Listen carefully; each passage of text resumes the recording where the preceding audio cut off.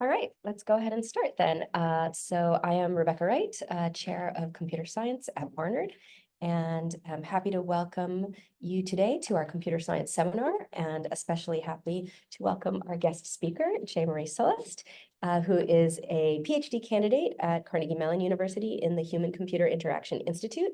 Her research is at the intersection of human-computer interaction, responsible AI, and learning science.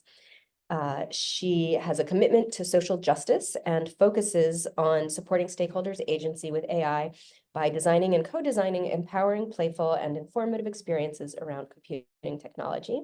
She is a serious scholar with the Jacobs Foundation, and her work has received awards from both ACM Chi and ACM CSCW, and she will be talking to us today about her work on enhancing youth agency with culturally responsive AI literacy and engagement opportunities. Jaemarie. Thanks so much for the introduction. So, hi everyone. I'm really excited to be here to be giving this talk today. And yeah, just a little bit more about me is that I'm finishing up my PhD in human-computer interaction. And then prior to this, I did my bachelor's at Mount Holyoke College, where I majored in computer science and psychology. So it's awesome to be here at Barnard today. And as mentioned, my work is at the intersection of HCI, responsible AI, and learning science. And I am a mixed methods researcher, meaning that I use a range of different methods in my work. And I focus on positioning people as technosocial change agents. So in other words, people who have agency to advocate for justice and actually change dominant narratives in an increasingly technological society. And I specifically focus on marginalized youth, since they are often under the age of 18 as my research population, since they're greatly impacted by AI technology, but have some of the least say in it.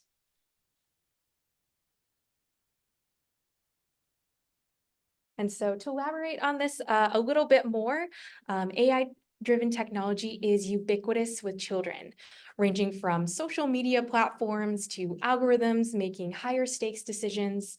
And so children are using AI at home, in school, and for personal, educational, and social endeavors. Basically, their lives are very saturated with AI at this point.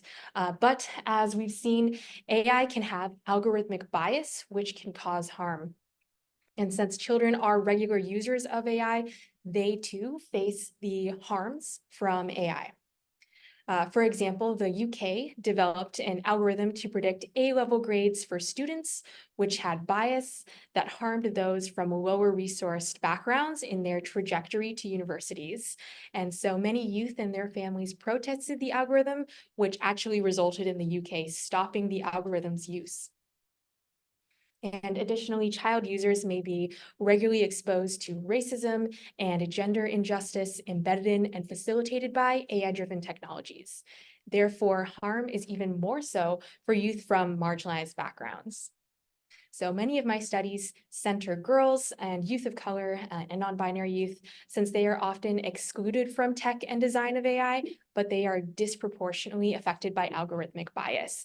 For example, feminine voices are not well recognized by voice recognition software compared to more masculine voices, or image search results may have disempowering depictions of girls and women.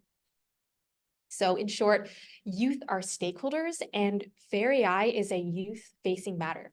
However, they often do not have much control or agency over the AI that impacts them, and they are not recognized as important contributors to the design and upkeep of AI. So in my research, I'm looking at two aspects of how youth can have agency in an increasingly AI-driven world. First, I'm looking into youth agency through engagement opportunities and also barriers to it, such as the ability to engage in the design and upkeep of real-world deployed AI that impacts youth. And this includes technologies that may not be youth-specific, but it still impacts them. And many responsible AI approaches have only been studied with adults so far. And second, I'm looking at enhancing agency through culture responsive AI literacy. And so I'll get more into what I mean by culture responsive, but I mean not just the technical aspects, but an emphasis on the socio-technical and ethical components as well. Many youth, especially those from under-resourced populations, actually may not get the opportunity to gain access to technical learning opportunities, which is why this work explores the socio-technical facets of AI literacy. So in this talk, I'll cover these areas by going through some work on exploring youth-inclusive, responsible AI engagement and barriers, then my work on culture-responsive AI literacy, and lastly, I'll cover a third main area of research, which is methods for centering marginalized communities in user-centered computing research. So, and then I'll finish by covering some future directions that I would hope to build out early in my faculty career. To begin with, when it comes to exploring responsible AI engagement, a main question is, why is it that youth as stakeholders are not included in shaping responsible AI? There are three kind of main barriers that may hold children back from participating. The first is that children don't have enough technical knowledge. With limited access to computing and AI programs, many children don't have a firm grasp of the technical complexities of AI. That's true. However, we've actually seen in some recent work on everyday user-driven algorithm auditing, where users can be a part of raising awareness of problematic AI behavior, even when they don't have this kind of technical background. So an example of this is when the Twitter community realized that the algorithm that cropped images for thumbnails favored people with lighter skin. And so community members, including those from non-technical backgrounds, tested out the algorithm with different inputs and then called for change from Twitter. And so current work is looking at kind of streamlining this idea of user-driven algorithm auditing such that the practitioners can more directly take into account user feedback about biased AI. However, even with this new emphasis on users without technical backgrounds being involved in this, little work, or actually no work, really considers youth in getting involved in this when they're also regular users of AI. And so in some scenarios, you can also imagine that youth may have more understanding of AI than some adults in their lives. Another belief is that children lack developed ethical and moral reasoning. And while it's true that they are still developing, we have seen young activists take impactful ethical stances, such as Greta Thunberg, who advocates for climate justice, and really critical to her work as an activist is her youth identity. And lastly is the notion that children need to be protected from serious topics. And indeed, it is important that we ensure children's safety, but to what extent does shielding children support versus hinder their relationship with these complex topics?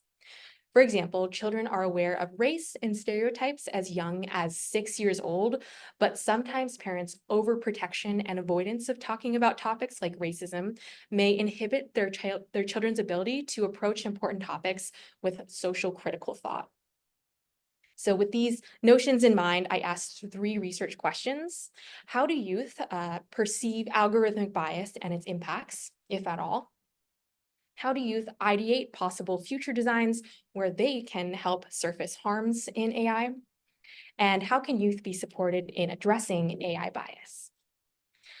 So I most often use broadly workshops in my research, and workshops are a methodology in human-computer interaction to explore values, needs, and opinions of participants. They often shift power away from researchers, which is important in addressing social dynamics, and in this case, between adult researchers and youth participants. And so I also create workshops in collaboration with partnering organizations. So the workshop content and format meets their needs and infrastructure that they have in place.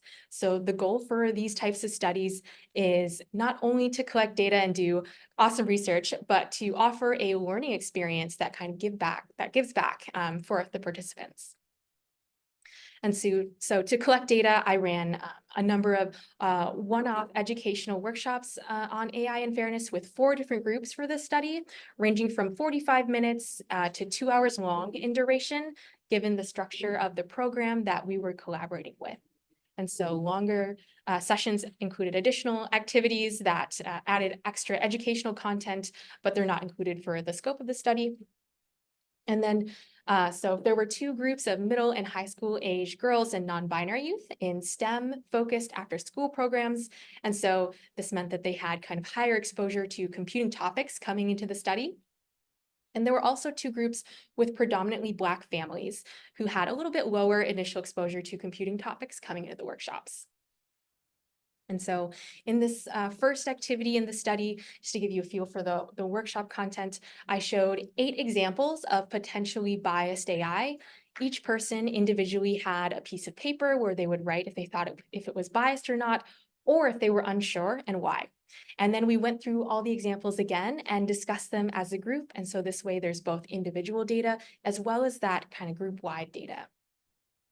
And so here's some examples of what we showed. Which includes Google search image results for the term wedding. You might be able to see some possible bias here in terms of representation or lack thereof. Image search results for food, which is a little bit more of a nuanced example. Google search bars autocomplete for why are Asian. And Dolly's generative AI result for rich doctor walking down a street. And so these were chosen using examples from prior literature with varying degrees of harm in our mind from our perspective as researchers.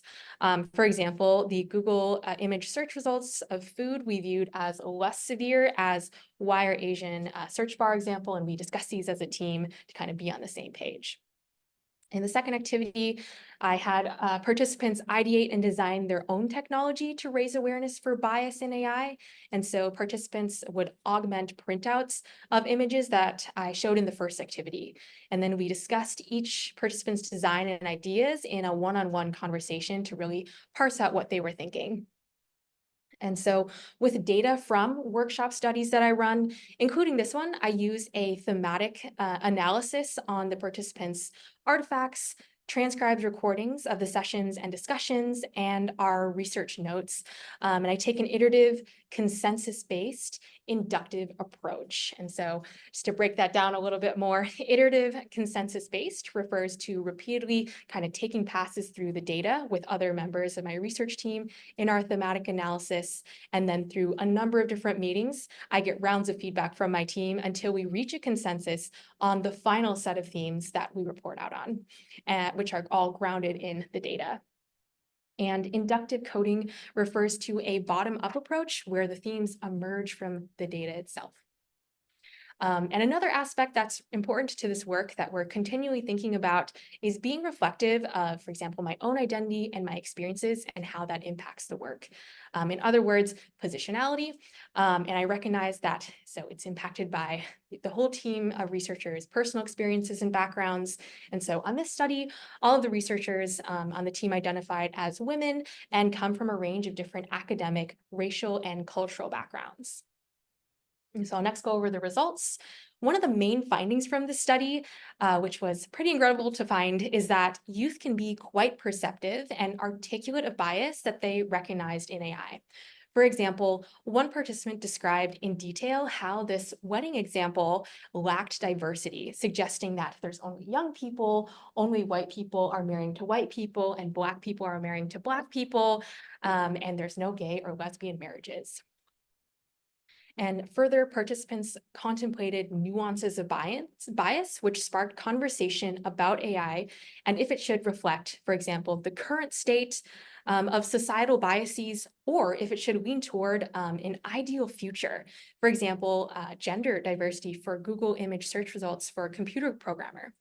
And so one participant mentioned there are more men in computer programming, but the AI is not as inclusive as it could be. And so this nuance is something that actually researchers and AI practitioners who are adults are still contemplating and trying to solve. And we also observed that the youth were not only thinking of interface ideas in this second activity, but I saw that they were actually engaging in algorithm auditing-like activities as they were both circling and crossing out examples that they did and didn't agree with, and also describing why. So giving feedback on this AI. In terms of considering responsibility, youth ideated the role of creators and users. Learners suggested that the users could take action, like report, and then companies could be in charge of making fixes and taking into account the feedback. And so this one participant suggested that the reports should be sent to Google, and it will be reviewed by a diverse support team that works on making sure there's not a lot of bias. However, the participants also put some onus on the users in algorithmically biased results. For example, in this context, some suggested that the users needed to better specify what they wanted to see. And so taking this wedding example, it was suggested that users should specify a certain type of wedding if they wanted to see more diverse results. And additional interface features they discussed were more kind of obvious warning signs about potential algorithmic bias that could be present to raise awareness with users, and then users could be more discerning when using the technology. And some youth also brought up that not all answers would fit everyone. So users should maybe have the agency to choose what they wanted to see on their end, allowing them to personalize their own algorithmic output. For example, the option for a user to choose if they wanted to see the current state or an ideal state of search results. And the last finding that I'll share is that I also saw kind of peer-to-peer and intergenerational sense making. So ideas around societal structures such as capitalism brought up by parents, as well as we saw kind of older peers, can become a part of a critical lens that offer other youth to analyze bias. And additionally, ideas about past data impacting future AI decisions were contemplated and built on together in group conversations. And so given these findings, let's return to the perceived barriers to their participation in shaping the future of fair AI. The first is that children don't have enough technical knowledge. However, in this work, I found that participants aged 11 or older could identify bias in AI, and they also contemplated complexities in ethics. And while prior exposure to technical topics did help if they came in with kind of more computing experience, even youth that didn't have as much exposure to computing were sensitive to and articulate of the bias that they saw. In terms of moral development, I saw that youth were sensitive to recognizing algorithmic unfairness, and they even brought up researcher debated nuances like to what extent the AI should reflect current versus ideal states. And lastly, for protection from serious topics, I did see that youth were affected by exposure to algorithmic bias, including some strong emotions. For example, many children were actually shocked when they saw this example and they audibly gasped. However, they clearly expressed their opinions and articulated how it made them feel and why, which really showed resilience and informed opinions supported by their emotions with AI that they're regularly encountering in their lives. And so we also note that although the participant groups were self-selected, meaning that in the family workshops, they did sign up for it, the parent participants felt that their children could engage in responsible AI discourse, even if it meant exposure to some bias. And so there's a few implications from this work for responsible AI systems that could be youth inclusive. First, systems could leverage advantages from collaborative peer-to-peer and intergenerational learning. For example, a younger user could benefit from opportunities to chat with older youth or other youth in general to analyze algorithmic outputs. Additionally, systems should be endorsed by parents since they are gatekeepers between youth and technology generally. And lastly, there's a need for more support in AI literacy. In this study, we did see that many youth had a solid kind of foundation to engage with complex, responsible AI topics, and they're still learning about bias, how to recognize it, and how to talk about it. And ultimately, youth have critical insight about bias in AI. They can be supported by those around them for more sense making. And we observed that they have some skills and knowledge to engage in activities like user-driven algorithm auditing. And these could be further built on with AI literacy. And so this work really kind of sets the foundation to focus on not whether, but in what ways can youth as stakeholders be a part of defining what fairness looks like in AI. So to support youth in engaging further with responsible AI, I'll next go over some of my work on culture-responsive AI literacy. But first, I'd like to pause for a quick second if anyone has questions about that section. So I understand that, sorry, I came in late, I came from class. So if you talk about this, I apologize. So you source these participants from culturally diverse backgrounds, right? And we were talking about some cultural literacy here. What do you think about sort of being able to like sort of dissipate this sort of cultural sensitivity to populations that, because they are in the mainstream culture, they are less sensitive to it. So, you know, by sourcing it from culturally diverse background, we're sort of pre-selecting people who are already sensitive to it. And what do you think about that direction? Yeah, that's a great question. So what I hear you asking is, how do we support people who are maybe in more like mainstream or from more privileged backgrounds and thinking critically about kind of bias in Yes, AI? people who are probably less aware of these and studying those populations in conjunction with, you know, culturally diverse. Yeah, that's a great question. So some of my next work will actually cover that naturally. But basically, a lot of it relates to how we can position different types of activities to support them in thinking about their own positionalities, their own identities, and these broader kind of societal systems. Right. So yeah, Okay. I'll go in more detail very soon. Yes. I have a quick question. When you designed the study, you had the 4 different groups. Mhm. Did you do analysis on who perceived from the group what type of bias? Because maybe different group perceived different. I think it might be related a bit with what she was asking, like if you do the analysis of the responses based on the group identity.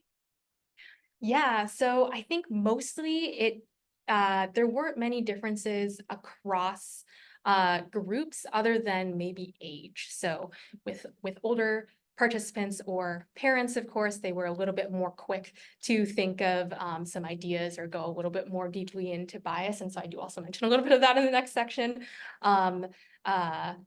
But in terms of like recognizing bias or even bringing up those kind of ethical complexities, that was not necessarily by group or even age. So yeah, the main findings that I presented are really across groups. Yeah, and we also mentioned that parents should speak after children, in case you're wondering about that. So we get the youth talking first. So yeah, all right. I will next jump into the section on culture responsive AI literacy. And so AI literacy contributes to users' agency in kind of 2 different ways. First, by helping them make informed decisions in their lives. For example, how, when, and if at all, they might use and engage with AI systems. And it also provides them knowledge to engage in critical conversations about AI and to be able to ultimately advocate for themselves. A nuanced understanding of AI is important, such that participants are not only aware of the technical aspects, but also of the socio-technical and ethical aspects of AI as well. And so some prior work, such as PopBots. This is a curriculum that really focused on teaching the technical aspects of AI. And a few other educational approaches integrate ethics with AI, such as AI curriculum that has kind of an ethics design-based activity about YouTube recommendations shown here. But this is still broadly a pretty underexplored area, specifically AI education with an emphasis on topics that are not computational, that center a diverse learner population. And so in this thread of work, I ask, how do marginalized youth identify fairness in AI? And what knowledge gaps can culture responsive AI literacy opportunities address? And so for this area of research, I focused on youth primarily in kind of late elementary through middle school. Research shows that it's a really prime age for STEM and computing identity development. And this is also an age where youth may need a little bit more scaffolding when it comes to recognizing and articulating bias in AI, given the last study that I went over. And so I also leveraged workshops as a main method for this line of work. And to create the workshop content, I based the work on culture responsive computing principles. And so this idea aims to engage and embolden marginalized people. So culture responsive computing supports learning about computing technology by building on strengths, and it's relevant to people, to what people know through asset building. It encourages people to reflect about their own identities, as well as critically analyze and decompose existing power structures in computing, kind of talking to the question that you asked, and aims to connect people with each other in their communities. And so overall, culture-responsive computing supports positioning people as technosocial change agents, poised to advocate for justice in technology.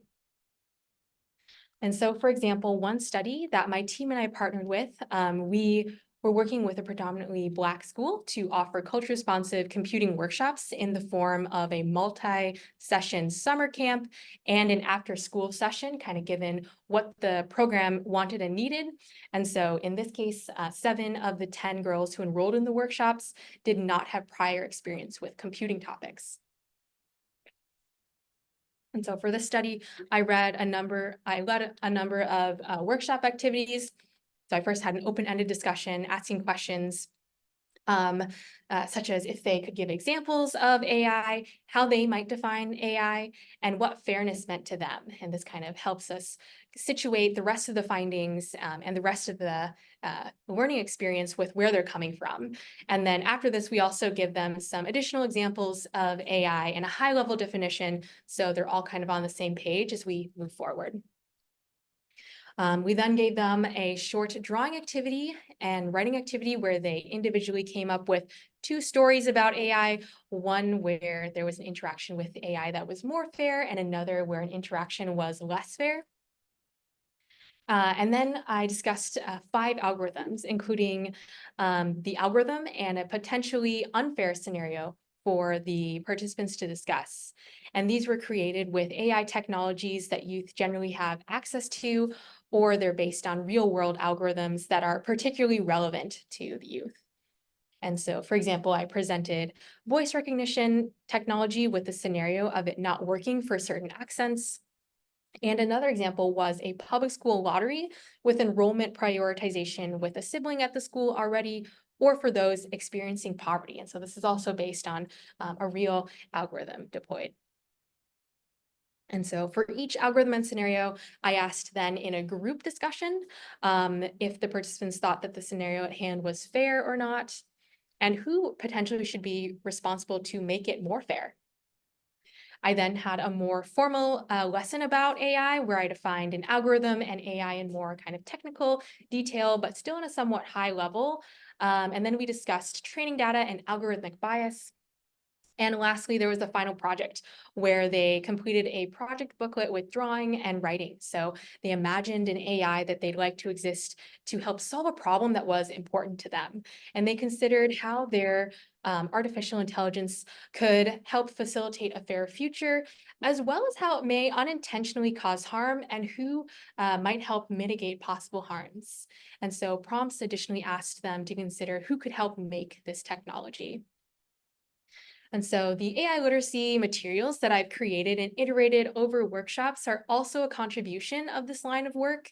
I'm currently working on distributing these particularly effective exercises and materials more broadly through youth-facing organizations. So I'll next discuss the findings from the study and others on AI literacy. So first, in terms of defining fairness, participants suggested across studies that fairness meant primarily equality. That was the first idea that came up. And then with a little bit more thought and group discussion, they also reached more kind of complex ideas like equity or consent. And these more complex ideas were contemplated a little bit faster by older youth, for example, but younger youth also could get there with just a little bit more time. And I also saw that participants often described interactions that were fair with AI as niceness and respect. And prior literature suggests that younger children, or children younger than middle school, are not aware of the concept of bias, but I found at this middle school age, they were generally aware and also able to define what it meant, as well as think of scenarios when it's unfair.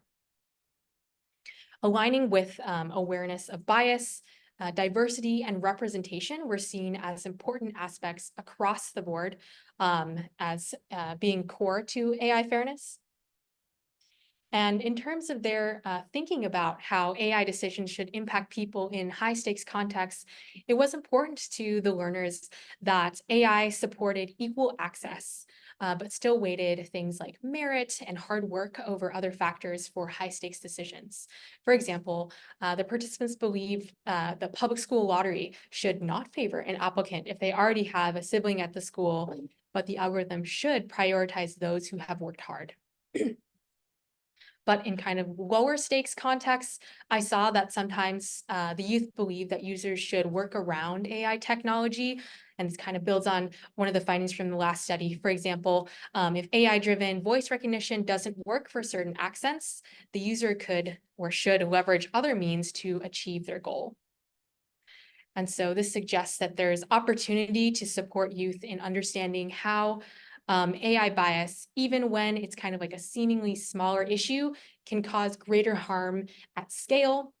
Youth could also be prompted to reconsider who the onus should be on to create fair interactions with technology, the developers, users, or maybe other stakeholders. And so I also saw that examples that the learners resonated most with were ones that they had direct experience with, such as autocorrect, when their names were not recognized by the technology. In one study, many of the learners had culturally Black names, which had been autocorrected regularly. Additionally, participants suggested that AI should be neutral when possible, but this concept of neutral was not necessarily interrogated further. And so there's actually an opportunity here to kind of question this concept of neutral. For example, can technology be a neutral actor in society? In thinking about processes for creating fairer AI, they considered most heavily the original creators and technologists to be responsible for fixing the unfair AI, even though they had not necessarily blamed them for the original issues. And they also brought up figures of power, such as the mayor, or celebrities like Chris Pratt, to help use their platforms to advocate for fair AI. And so this really shows that youth are thinking about policy as a critical piece, as well as interest in a potential cultural shift, where even kind of non-technical celebrities have a responsibility to help push for change. And there's also opportunity to support critical thinking about the initial creators of bias technology, and if they're the ones to fix it, or if they should be more kind of community-driven efforts or policy-driven efforts that include other stakeholders or maybe even youth involvement as well. And so, in fact, when we had the youth engage in considering being creators and ideating AI, they were particularly interested in being in kind of like empowered designer and decision-making roles to call the shots for future AI technology. And so they were less interested in developing the technology at this stage, since they did not necessarily see developers as having empowered roles. When further designing AI technologies, their identities were reflected in the technologies that they came up with. For example, two participants who created AI-powered robot ideas designed their robots to have hairstyles like theirs. And so I'll next mention a few overarching implications of this line of work. First, some of the research included workshops that were as short as 45 minutes in duration. Even with this short amount of time to cover complex topics, by the end, participants had a stronger understanding of what AI was, its limitations, and how they could contemplate the nuanced ethics around it. And so this suggests that culture-responsive AI literacy opportunities can take form in fairly lightweight sessions by focusing on socio-technical topics and still be impactful. Next, this work points to an opportunity for AI literacy to emphasize change-making and STEM leadership. So I saw that participants had a strong interest in leadership roles. For example, many saw designing as a potentially more empowered role compared to programming, where they could make decisions about technology, especially ones that they did not think should be made for them by people that they didn't trust. And many AI literacy programs primarily emphasize programming and theory for computing literacy, which is definitely important, especially if the population at hand has the opportunity and resources to get these types of learning activities. But since many don't, equally as important and potentially more accessible may be encouraging the youth to consider themselves in design and leadership positions as a pathway towards change making. And lastly is the opportunity to emphasize critical consciousness in AI literacy. So the participants at times kind of needed a little bit more support to consistently identify systemic racism embedded in AI technology. For example, many were unsure or maybe didn't believe that it was unfair that voice recognition technology was unfair if it didn't work for all accents. However, when their names were not recognized by the technology due to it being biased toward white Western names, this was seen as undoubtedly unfair. And so critical consciousness really refers to the ability to recognize and critique systems of oppression and then take action against them.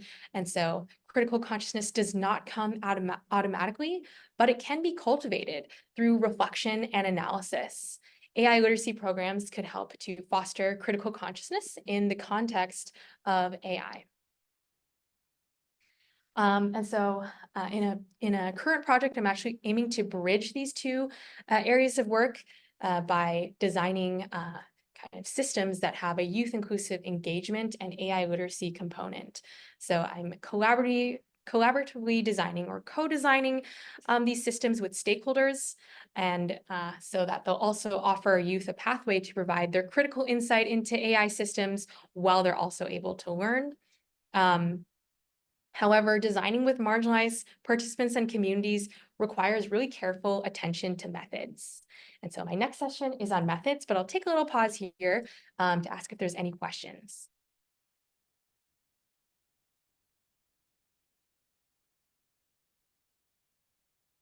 And no worries if not. All right. Without further ado then, with engagement opportunities being important, my last major area of research is on engaging and centering marginalized participants with creating computing technologies. And so these findings that I'm about to go over are not only relevant for research, but could also inform future practices, for example, in industry to support engaging marginalized communities in AI design.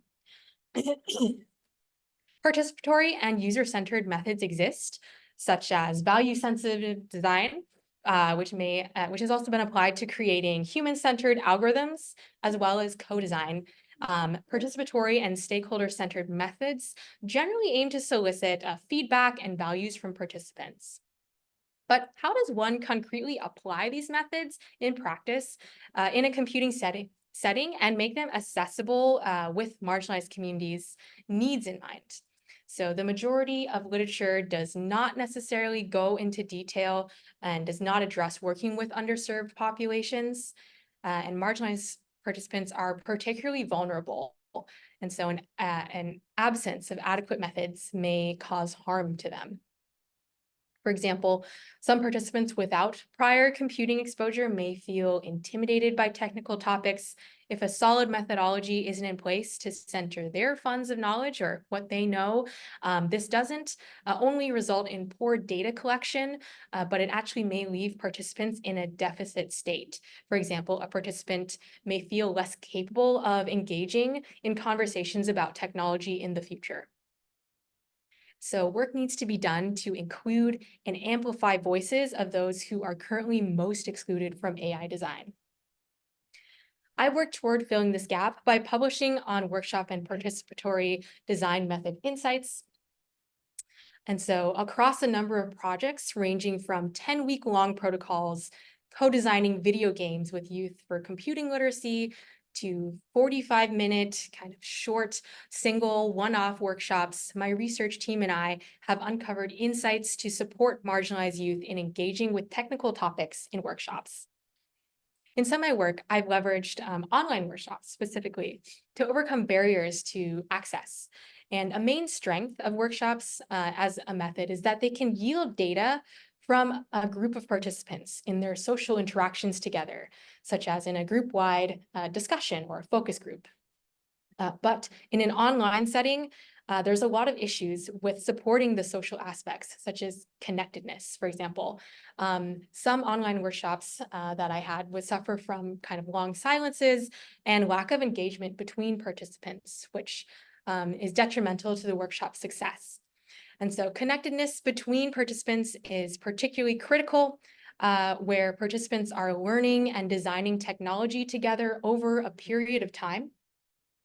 Taken from culture responsive computing, a sense of connectedness, or in kind of more broad terms, community among participants within a culture responsive computing workshop is important to support their self-expression and engagement in group activities, ability to relate and build on one another's ideas, as well as think critically as a community about advocacy in computing together.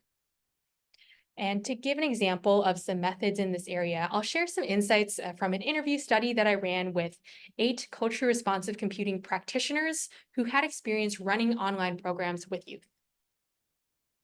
First, this study found that the cultivation of authentic connectedness was a journey. With fewer social cues in virtual settings, sometimes participants did not engage with one another at first and needed some scaffolding to get there. So interviewees revealed that they had to heavily scaffold connection between participants initially. And one said, I helped to facilitate these connections. They're more willing to talk to me while they're not totally empowered to go to the whole group. So I will find other people, 2 or 3 people who have those similar interests and group them together in the next activity that we do. And I also found that contrarily, to have the best interactions about computing in a workshop later on, these initial points of connection were ideally about interests or parts of the participants' identities that were not related to computing. If participants don't have exposure to computing coming in, it can feel risky to engage in conversations about science topics. Therefore, to create the right environment for them to speak up and engage with these potentially intimidating technology-focused topics, they need to connect with one another on other topics first. And one way to do this is through leveraging an avoidance of the virtual environment. In online synchronous studies, there's a unique opportunity to center participants' home environments and cultures. And this gives researchers also the ability to understand more about participants in ways that we wouldn't necessarily in a curated in-person setting. To support participants in sharing about themselves, the seasoned culture responsive computing practitioners created activities where participants could, for example, find objects in their home environment that represented parts of their identity and culture and share it with the rest of the group. And this could be used as a point of connection between participants if they had similar interests or things to share from their home. Finally, when a good sense of connectedness was achieved, it was characterized by interviewees as being socially participant-led, such that participants initiated and carried on social interactions with one another, which also led to the best learning outcomes and strongest data from these types of workshops. Ultimately, my work in this thread of research has implications for researchers who want to create thoughtful research collaborations with communities to run computing-focused workshops. And these insights could further be applied to a number of settings in industry, for example, those designing value-sensitive technologies with direct input from marginalized communities. And finally, I'll discuss 3 research directions that I would hope to build up early in my faculty career, which builds on my current line of work, but are also different. And so I would still hope to focus on youth as my population, as well as expand to adult populations. In this work, the broad goals are to work on still understanding socio-technical systems, as well as build new interactive systems. So in one line of work, I'm interested in exploring what approaches support user engagement in the design and upkeep of responsible AI. Right now, there lacks a complete framework to understand how and when users can be included or intervene in the life cycle of AI, despite documented tactics like value-sensitive algorithm design or user-driven algorithm auditing. I would better define this, as well as consider how different points of user inclusion can mitigate well-known harms, such as mapping user-inclusive approaches that can reduce harms described in existing taxonomies, such as this one. This is the socio-technical harms taxonomy that recently came from researchers at Google. And studies that include practitioners, I could also run to lend insight to better map mitigation tactics to harms. And building on this, I've seen in my own methods work that I went over that approaches supporting user participation are not necessarily inclusive to different user groups, such as youth. So a framework like this could be further explored to understand how to change it or make it more fitting to different marginalized groups. In a second direction, I would investigate. A broad question I would ask is, how can the public be encouraged to provide feedback about AI and data? With a need for more input from a diverse range of users in the design of AI and data, I'm interested in leveraging transformational games as a tool to enable crowdsourcing values and engagement with citizen science as an approach. Transformational games are designed to support a behavior change, new learning, or kind of a mindset shift. Crowdsourcing refers to broadly kind of gathering input or completing tasks with help from many people online. And citizen science refers to people engaging collaboratively in scientific efforts with professional scientists. Successful citizen science projects like this include Galaxy Zoo, where people help identify galaxies, or another one called Fold It, which is a crowdsourcing game where players can make predictions about proteins to optimize and conserve computing energy. Leveraging my background in transformational game design, I would explore how games can be a tool to ethically motivate data collection about values of AI design and algorithm outputs. And so games could also have kind of a dual benefit, like educational workshops, and be of service to the public by offering elements of education about AI fairness. And lastly, in a third direction, I would investigate how can people be supported in collaboratively learning about responsible AI technology in their context. AI literacy could be bolstered if people not only have their own opinions about AI fairness, but also have an awareness of their positionality and what communities they're a part of. This awareness needs to be fostered between people and grounded in their shared contexts. And so I will explore how to encourage collaborative learning about the intersection of AI-driven technology and society in public spaces, such as museums, parks, or even waiting rooms.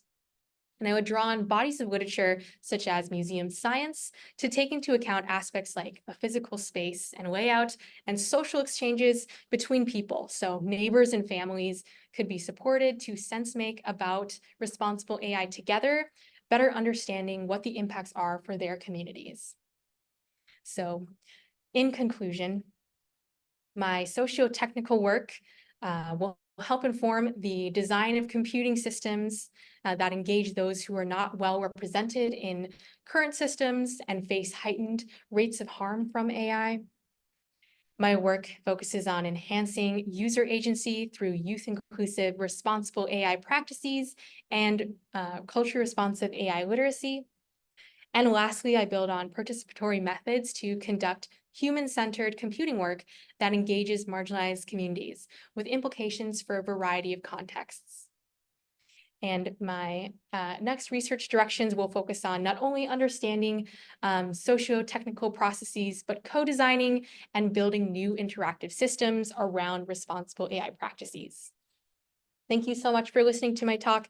And here's a number of my different collaborators, and I'm also really thankful for the communities that I got to partner with. This work wouldn't be possible without them. It was funded by the NSF and the Jacobs Foundation. So I'm now open for questions. I